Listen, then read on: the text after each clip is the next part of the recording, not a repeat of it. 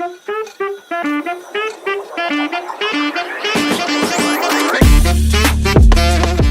right, welcome everybody. Welcome to She. We're super excited today to have you on. So buckle up because we have an amazing night prepared for you.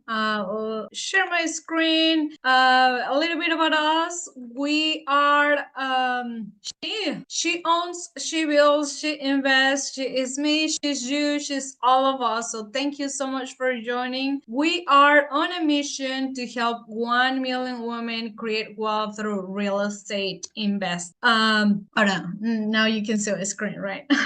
So welcome. We are live on Facebook. For those who are watching on Facebook, feel free to join directly on Zoom. The link is on the bottom on the comment. So join so you can connect with all of us and with our amazing speaker today.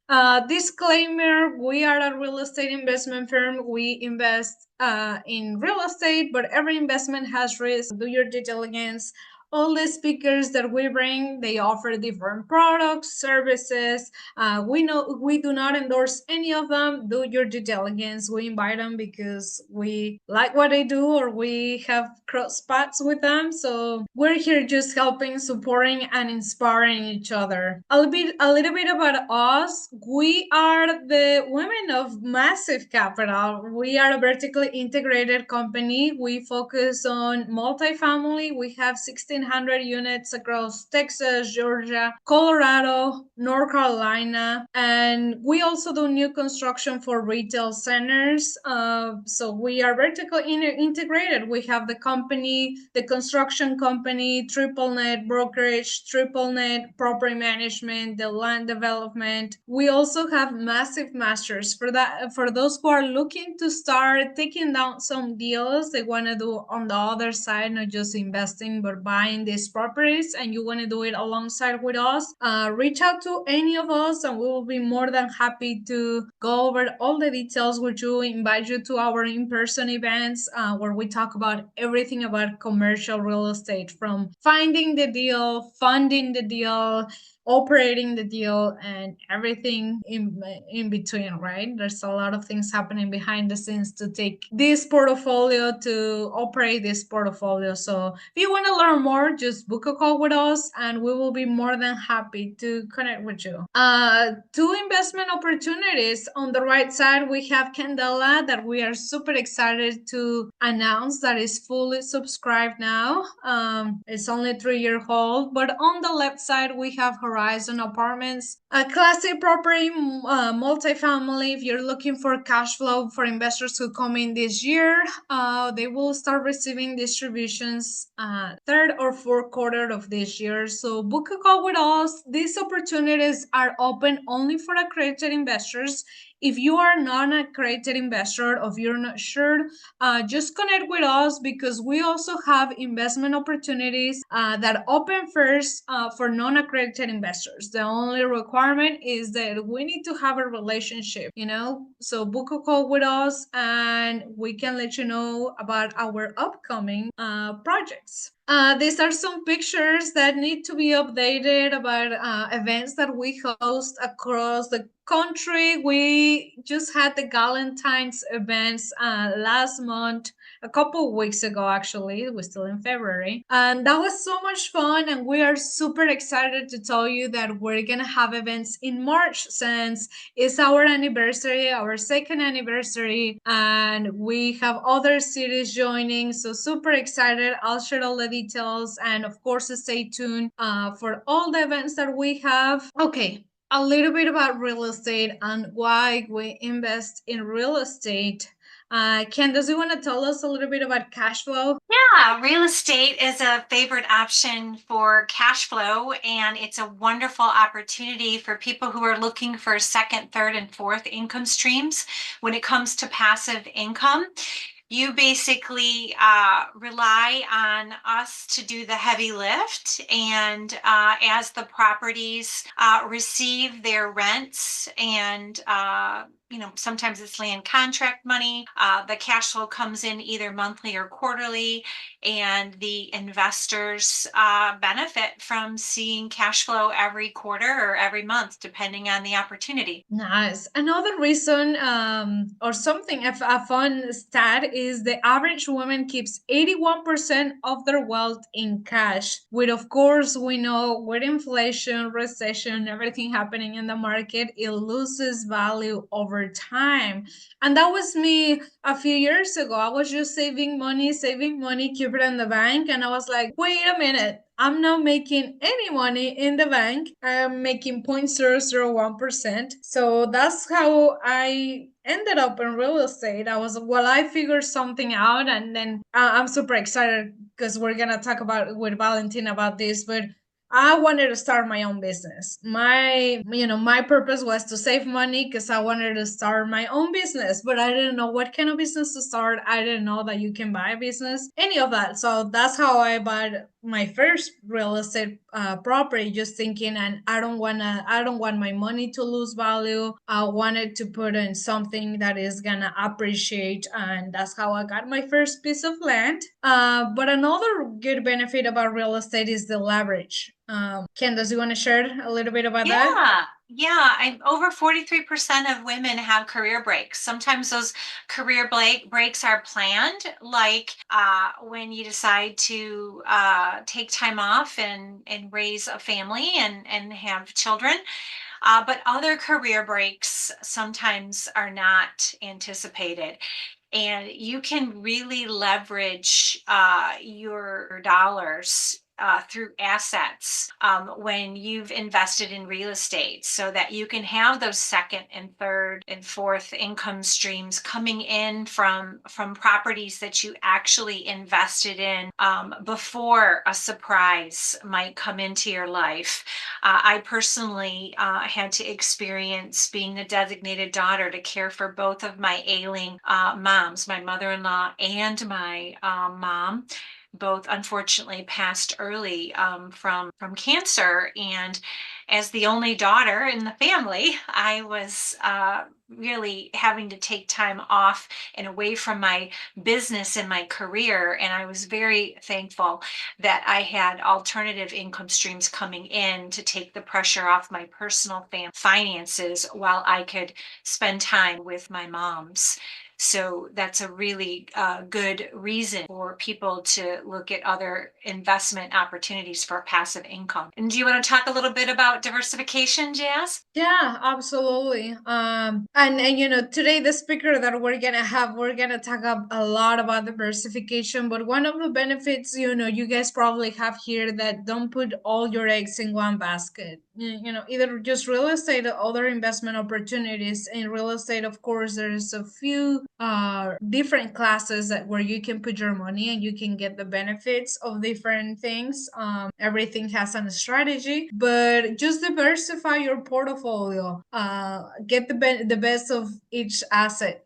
So if you want to learn more, just connect with us, because the reality is that every person has different goals, and they are in different situations, right? Financial situations. So just let us get to know you more. And then, of course, the tax benefits, same thing. It doesn't matter how much money you make, but how much money you keep. At the end of the year, we all gotta pay taxes. But if you invest in real estate and if you invest in different asset classes, you can really leverage the tax benefits. And instead of paying that money to the government, you just put it in an asset that is gonna help you create wealth in the long term. So connect with us and we will be happy to go over all that. But okay, with that being said, let's get into the good stuff now. Candace, please introduce us to our speaker today, Valentina Terranova. We are so excited. Valentina and I became fast friends through a local family office club that we're a part of. And she's a flourishing entrepreneur and has experience in business development, marketing, finance, uber smart and intelligent. Latino woman. She joined Draper Cygnus as a partner to work with them to help them with their deal flow generation, portfolio development, and of course, investor relations. She holds a business administration degree from the University Nacional de Curio. I hope I didn't butcher the Hispanic way to say that. As a specialist in digital marketing from ADN Business School, and she completed a postgraduate program in venture investments from the University Austral. And we're just so happy to have you, Valentina. Thank you very much, Candice and Jazz, for having me here. It's a pleasure to be with all these incredible women talking about wealth and investments. It's really nice to be here. So thank you very much for having me. So as you told, I'm managing partner at Draper Cygnus. It's a venture capital fund, and we invest in deep tech Latino founders. So we invest in really early stage startups that are working in tech developments and really deep ones. For example, we invest in space companies, in biotech, in AI, also in the crypto and blockchain world. So we are always looking ahead the curve and trying to find great entrepreneurs building new things that will change like whole industries. That's so awesome. And I'm so excited for you to tell us your story because you've accomplished so much. Can you just share with us a little bit about how you got started and then dove into the venture capital world? Yeah, sure. Well, I started working in family business. I come from a really entrepreneur family. My grandfather really built from scratch everything. So I started working in a digital newspaper that my family owned in Argentina, where I'm from, in Mendoza. It's like on the countryside of Argentina. So I'd start working on the digital newspaper and specializing in digital marketing like 15 years ago when it was just getting started, all this internet and all this marketing stuff. But I ended up doing products. So I started to work with the developers, with the tech engineers, and finish making like the app for the newspaper and many features for the newspaper in order to grow. And also like how to monetize all the audience we had. So I'd start working like with the technology really hard. So that's where I start connecting with the startup ecosystem, because I start to get into near these developers and these tech people. And for me, it was fascinating. But what really made me the first step was traveling around. I went to Mexico, where it's like one of the world's biggest accelerator that they invest in tech startups in Mexico. And then I went to Silicon Valley, and for me that was like to break like a step, because for me it was like when you come like from a country as Argentina, you see Silicon Valley like really far away, and it's like impossible to be there or impossible to be like them. And when you are there, it's like people is just like you. They're building things just like you. They were surprised that I had more than 2 million users and how much money or revenue I was creating with like to monetize this audience. So it was like, they are surprised of what I am doing. It's like this doesn't make sense for me. So that was like, okay, so we can build technology from Mendoza, Argentina, that can be like ahead and on the same place, also on the same like spot as on Silicon Valley. So there are kids like me on their 20s and their 30s that are just making things, building technology. So that for me was a really like breakthrough in my career. So when I came back, I was like really amazed of everything I connected with. So my father told me, okay, so you met a lot of people, you met a lot of startups, projects. Let's choose one and let's make our first angel investment. So, and there we did everything you shouldn't do. These are really, yeah. These are really high risk companies because it's like startups are really hard. And most of them fail. So you have to have a portfolio that's really diversified.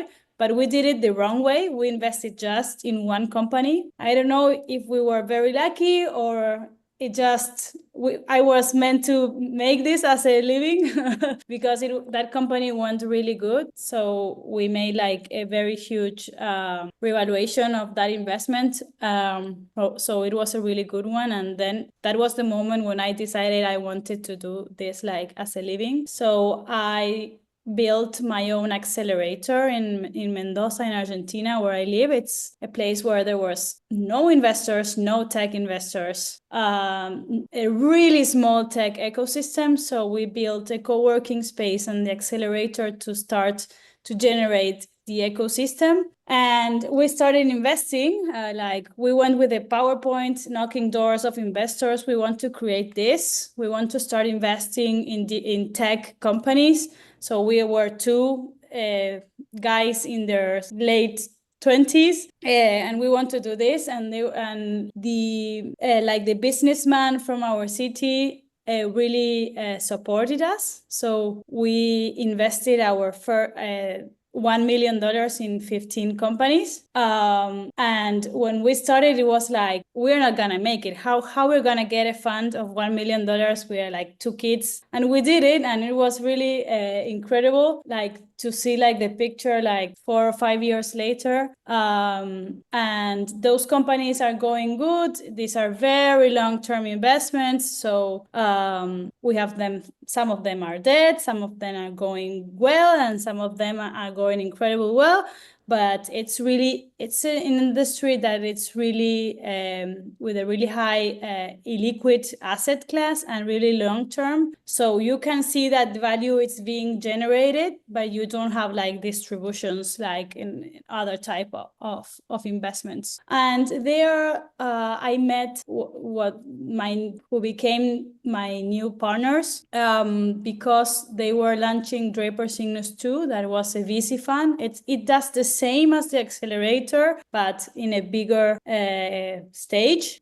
So they invited me to join as a partner to the next fund. So we fundraised Draper Cygnus 2, and now we are fundraising Draper Cygnus 3. So we have more than 50 companies in our portfolio with this thesis of deep tech Latino founders. So that's the long story short. There are many years in the middle of that. It is incredible. It is just one of those perseverance, make it big stories, right? Like you said, you only invested in one, and that was the wrong thing that most venture capital or angel investors do is put all their eggs in one basket.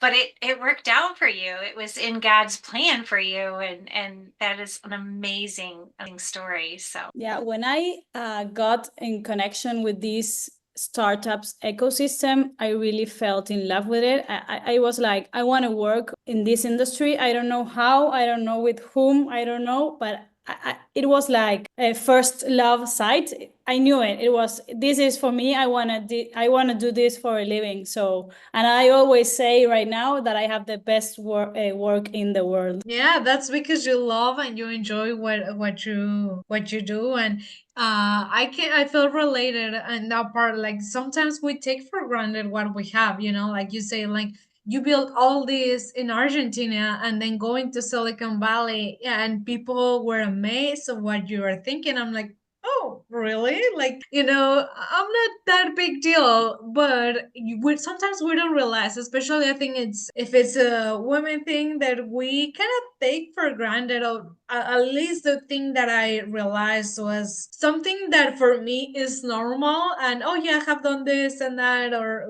different startups or whatever. For somebody else, it's not what they're good at, and we take it for granted, but this is a skill set. So congratulations on that. That's amazing. Your trajectory. That's very, very inspiring. And of course, tell us a little bit about how do you integrate. You are very focused on rebuilding society, empowering like Latino entrepreneurs and all that. But how do you integrate your values into this investment strategy? Because first of all, I think like we are looking on a space that is really, really, really overlooked. It's like less than 2% of all the VC fund money goes to Latinos. So it's like no one is looking there. And we have proved that there is a lot of incredible, talented people working on there, and that we can do like world-class technology from Latino founders. So we are working on a space that no one is looking there. So we are empowering that people and getting them access to capital. So the first one that sometimes is like the most difficult one, the first rounds, the first investments, when you don't have anything proved yet, when you are just still figuring out your business model, or you are still pre-revenue many times. So we really bet on those incredible people that have a really strong vision and that are very like powerful. Like we look more for people and vision than for everything else. It's like maybe we don't look so much on the business model. We look on the vision of making something really bold and really great. And if that team will be capable of doing it and make something really, really, really big. It's like in the tech industry, we look like for billion-dollar companies. That team must have the skills to take this company really to a really huge market. That's our goal. So we're looking on some spots that no one is looking. Of course, me as a woman in tech, it's really difficult to find women founders with this vision in this deep tech space, because we do like really hard technology, as I told you, space or but in biotech you can find more scientists. Like there, it's the better place for women. But I think like what I find that it's the most difficult thing. It's for us to believe that we can make something really big. It's like we need to have everything under control to go to the next step. And maybe I see guys that they don't care. They say, I'm gonna go for everything. So we are like a little bit more under control all the time, and I think we need to be like more aggressive and to think bigger and if we don't know everything and we don't have everything figured out, it doesn't care. Keep on going and keep on building, and it's gonna happen. So like that's one of the things I'm always pushing a lot for us to think bigger. That's so amazing, because that's one of the things that our core values. Like we need to go to the next level, and until we hear somebody like you, somebody like any of the ladies here in the community, we realize, oh, it is possible. We can, I was dreaming too small. Like, this is my goal. And when we listen to somebody like you who has done all these things, it helps me realize that I can do more, that I have the potential, that I've been pretty much controlling everything and self sabotaging. And doing all these things, so that is so amazing. Yeah, I really like diversity there. For me, I've always had like men partners, and they have always pushed me to the next level. And it's like my first fund in the accelerator, my partner was, we're gonna fundraise $1 million. And I look at him and I told, you are crazy. How we're gonna do it? We're gonna make it, don't worry. And then we push a lot. When somebody puts a framework for us, we are really hardworking and push. And the same happened to me with the big fund. Like my partners we're gonna go for a $30 million fund. And I was like, what? So it's really difficult for us to figure out like the first framework. But once we buy it, we work really hard to get it. And we are the best pushing like every day to make things happen. So I really like this balance thing, but also I think we should empower ourselves much more and dream bigger and think bigger, because we can do it. That's exactly what this community is all about. And I knew you would be inspiring not only to us on the panel, but to the ladies who have an opportunity to hear this tonight. So you mentioned earlier about women being underrepresented in the venture capital space, but I think in finance and entrepreneurship in period, women are very underrepresented. You'll see when you go to a page about us, it'll have all these men sitting at the top of the tier, and then if there are ladies, they're always like at the bottom. And Agree. not always, but you'll see that, especially in finance, whether it's wealth managing or like yourself, being a partner in a venture capital company. What steps can you give for other ladies who are watching this that they can do to have more opportunities for women in this space, specifically when it comes to venture capital or wealth managing or raising money? Well, I have two ideas here. Like I always say that for me, it was like really easy. I think like the venture capital world, it's like really ahead every other industry in tendencies and in what's the best. So the industry really understood really fast that women are necessary on this decision making spaces. So I've seen it with all my colleagues also.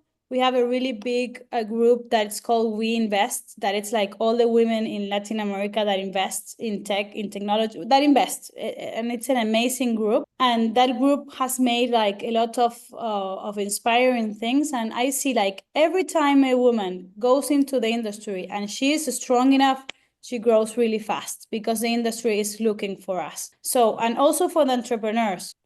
For me now, what I see on the tech industry is if you're a woman, it's a feature, not a bag anymore. So it's like everyone is looking for you. So if you show any sign of big vision and strong like execution, they're gonna go for you. So for me, it's like my career, it was really like a skyrocket because every time like they put me on stage, they bring me to speak, I'm always like ahead because they're looking for women that can do it. So my small industry of venture capital, it's really looking for women that is strong enough. So if you're strong enough, go after it, that you're gonna make. I wanted to say something more, and I can.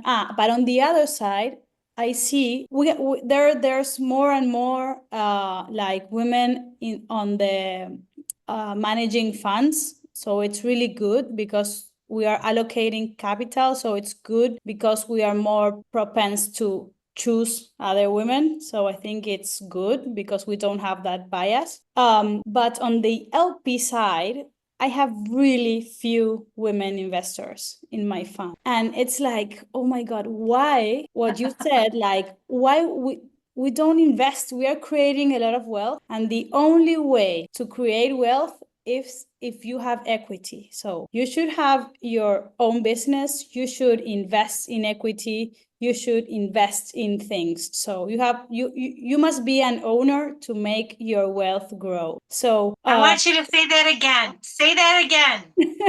Say that again.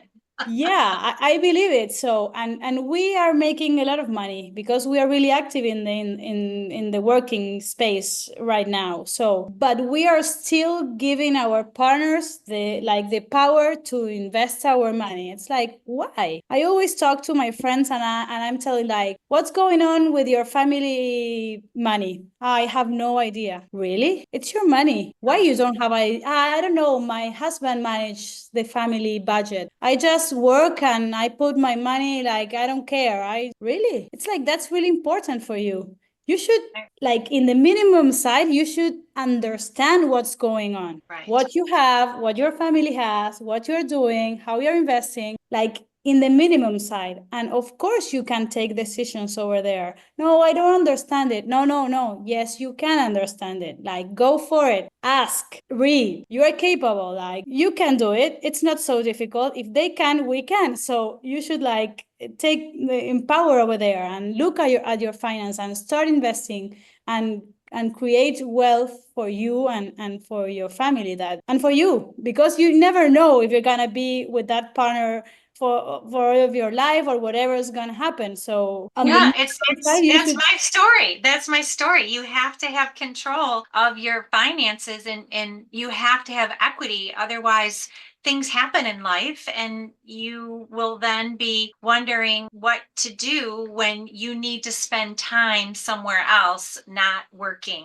so it's so true. So true. Yeah, we have the biggest wealth transfer for women coming up, just because, all this, and I always tell people, this group is just to create awareness of women, that we, no matter who your husband is, we love men, we love, no matter who your husband is, your dad, wherever we're coming from, like, but at one point we need to face that reality, that what if the husband dies, what if you go through divorce or whatever, and we need to be able to make decisions with that money, or just sell a company, the exit of a company, just have all the options and see what's available. So that's a really good just call to action to all the ladies, like, and that's, I think that's what we all are here to understand, educate ourselves, and surround ourselves with people like yourself, who are making bold moves in different industries, and see how we can how we can help each other. So you have worked, of course, on the entrepreneurship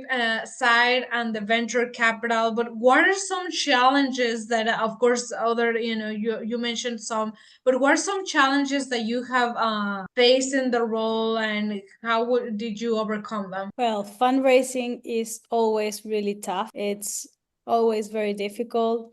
You have to expose yourself out there. Many no's. We have more no's than yes when Oh we yeah. are trying to get our funds, the capital committed. So it's really hard. You have to be really humble, because it's like you are always getting many no's. So, but I think like you should have like a vision, what you want to build, really bold, and like work for it slowly, but keep on going, and it's going to happen. So sometimes it's slower than what you expected. Markets get really, we have had some difficult years with the rates really high. So it has been like tough markets for these alternative investments that we do. We have had like very few liquidity in many things. So it has been difficult, but you just keep on working and keep on doing what you know that it's the correct path. And on the long term, things are going to happen. So just keep going. Great attitude. One of the other things that you talked about earlier was the different evaluations that you do with your startups. So give us some of the key factors or some of the things that stand out to you when you're trying to make decisions on who you're going to be investing into. So you mentioned that they have to be strong, powerful, positive attitude. But what are some of the other things that you evaluate in a startup before you'll invest? Okay, I always say we choose people. It's like what we do, it's like we try to get talented people and to invest in them. It's like we choose teams as the first thing. But then we have like two other big things that are really important. That it's what I told you, like a really bold vision of the future. You have to try to understand how the world is going to be in 10 years from now. So you have to be like really futuristic and trying to understand how the human is going to evolve in the next years with the next technologies. For example, we really don't understand how our lives are going to change with AI. It's going to be really massive. So, for example, we try to understand that. Okay, so how's going to be the workforce, how we're going to work, how we're going to travel, how we're going to eat. And many of those things we try to anticipate how the world is going to look 10 years from now. So that vision, it's really important for us. And then we try to focus on a big problem. So you have to be working on something big, really big, and a huge market. And I don't care so much about the solution you have today. That solution you may pivot that solution, you may change it, you may like learn from the customers and go to another side. But if the problem is big enough, you're gonna stay stuck to the problem. So you also need the team to be really connected to that problem, because they're going to work on it for the next 10 years, and they have to work and they will have to be there and really present there, because it's really difficult. So it's really tough. It's a long way. So you need to have that team connected to that problem in a really strong way. It's like you must have a really important like why we are doing it. So we try to look like for those three things are the main things we look at: the team, the vision, the problem with a huge market over there. Like, but sometimes we invest so early that the markets don't exist yet. We are creating new markets many times. So are you currently looking at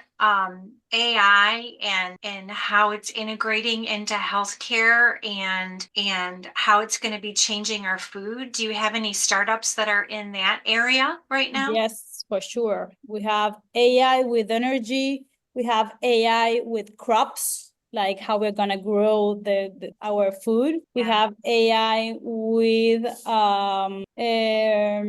music, so entertainment also.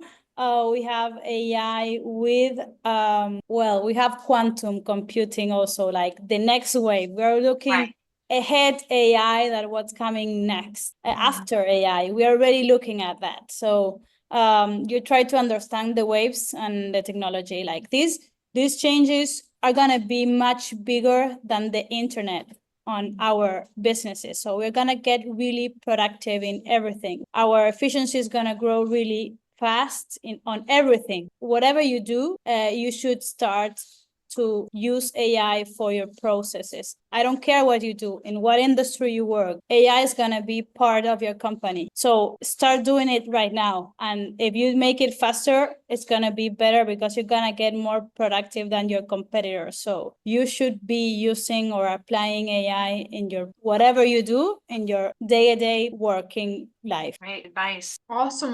Ladies, do you have any questions for Valentina? Please raise your hand. And the other question, and my favorite question, is what does she builds owns invest mean to you? Sorry, that question was for me? Yes. Can you repeat it, please? Yeah, what the brand she build owns invest means to you? Oh, everything. I build, I own, I invest every day of my life. So That's like, you, right? I'm she. We are all she. We should be all she here. We all, right? That's the brand. Like she's me, she's you, she's all of us here. So super excited for that. Okay, well we have some questions and I'm trying to look for the link. Tell us how people can connect with you. With me, my LinkedIn, it's Valentina Terranova. You can write me over there, leave me a message. I will answer as soon as possible. I also have an X account. I'm always there looking. I'm not always like pushing content created by me, but I'm always retweeting things and interesting content about tech. Great. So we do have a question from Vanessa. Do you want to unmute yourself and ask your question? Yes. First off, can you hear me okay? Yes. Okay. Thank you so much. So first and foremost, I just wanted to say thank you for everything you shared. I've been learning a ton. And also thank you to the team of She for putting things together. Like I think this spaces for women are so beautiful, and it was so amazing to see everyone. It's always really amazing to see everyone like supporting each other and stuff like that. Like I just love it. My question was recently I've been interested in like quantum computing, and I don't know if maybe that's a trend that you're seeing in the spaces that you're at. But I would love to hear your insights on that type of technology. Okay, great. Thank you for being here. We are seeing like quantum is like the next wave after AI. It's like I got like the best definition I've ever had of quantum from who came our portfolio company. So I asked him, please, can you say what is quantum in a way that my grandmother can understand it? And he gave a great definition I'm gonna share with. He told me, do you know when you have a coin and you start like flipping it and you can see for 1 second like the two faces of a coin? Well, it's he told me like computers, we all know they work with one and or zero. So it's a one or it's a zero, like all the computing coding we have right now. It's or a one or a zero. So what computing does, it's that you can have the both things at the same time. Like when the coin is flipping, you can see the both faces at the same time. That's what quantum computing does. So you can see the one and the zeros at the same time. So it makes computers really more efficient. So you can work with much more data and variables at the same time. So it makes like AI even bigger and even more capable of understanding data and crossing information at the same time. So it's like we're gonna leverage everything we have right now with quantum computing. So and the company we are invested in, it's like two guys that what they are doing, it's preparing companies to be ready to inject into the quantum computers. So they're getting the data basis of the companies you have right now, and they, with quantum algorithms, they're changing all the data to be ready so you can import it to a quantum computer and keep on growing your business even faster with that kind of computer. So right now it's really hard to get a quantum computer. There are a few in the world, but maybe they're gonna become mainstream in some years from now. So today they are really expensive and there are really few ones, but probably we all are going to have a quantum computer in our house in some years. Thank you so much for such a great answer. I don't know if I could ask a follow-up question, sort of. Okay, thank you so much. I just wanted to ask you.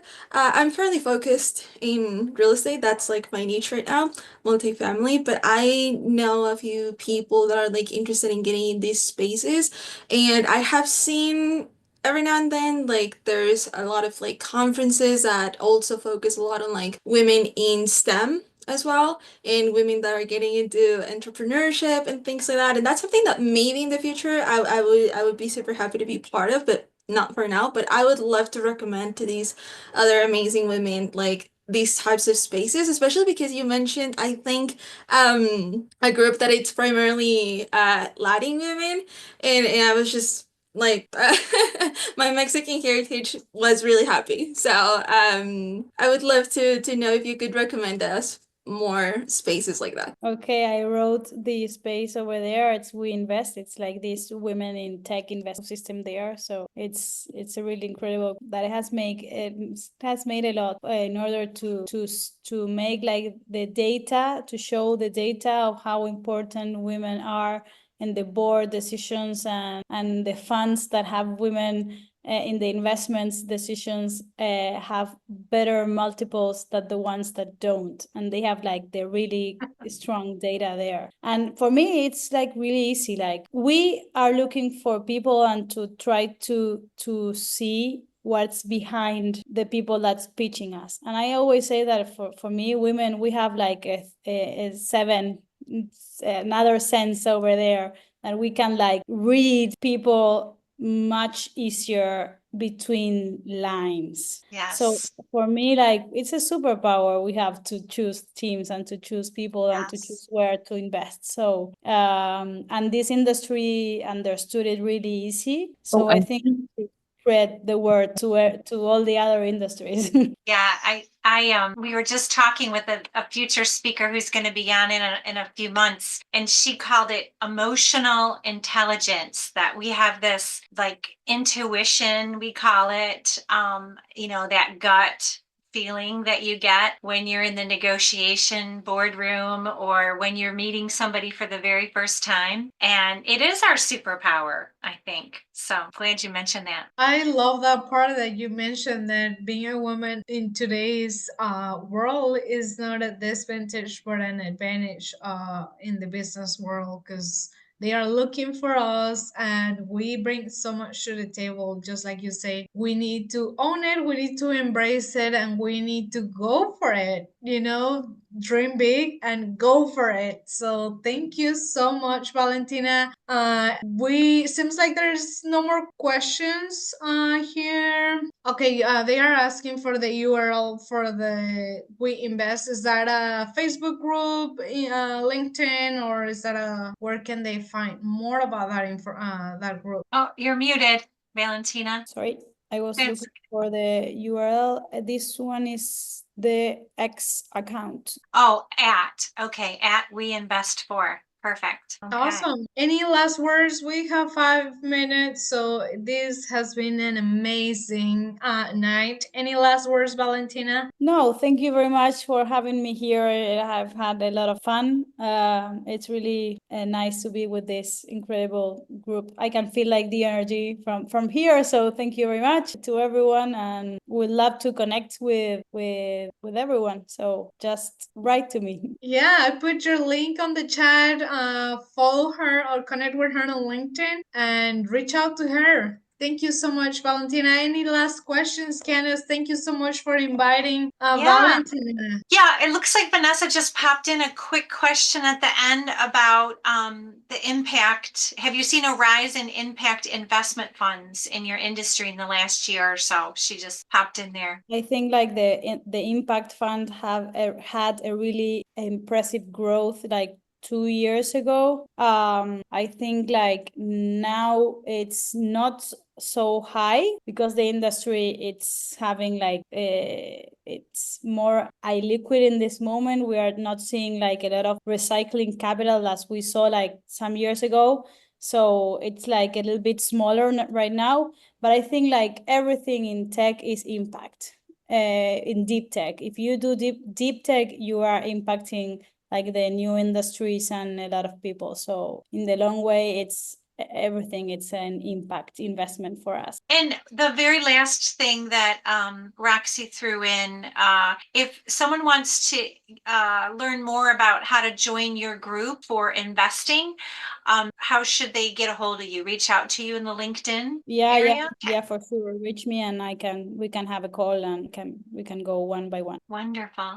Well, thank you so much. I'm so excited that you were able to join us tonight, because I know we talked about this opportunity back in December. So I'm glad we were able to get to it sooner in the year versus later. And I'll be reaching out to you. I know we're going to see each other at some of the other Family Office Club meetings. And I've got some AI security stuff I want to run by you. So I'll reach out separately. Okay, great. Thank you. Thank you, everyone. Thank you for being here. Thank you so much, Valentina. We will see you. Bye-bye. Bye-bye, ladies. Have a good night. Bye.